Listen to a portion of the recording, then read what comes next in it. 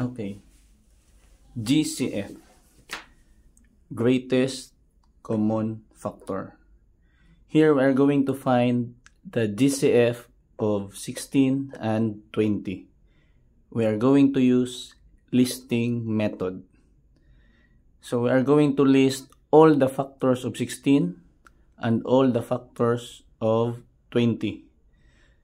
Sa 16, we have 1 times 16, 2 times 8, 4 times 4. Sa 20, we have 1 times 20, 2 times 10, and 4 times 5. So ato siyang ilista.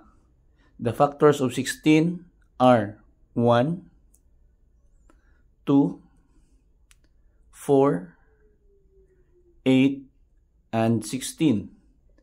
The factors of 20 are 1, 2, 4, 5, 10, and 20. So these are the factors of 16 and these are the factors of 20.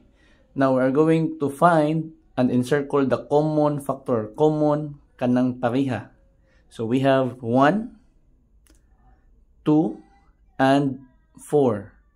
Now as you can see, we have common factors 1, 2, and 4.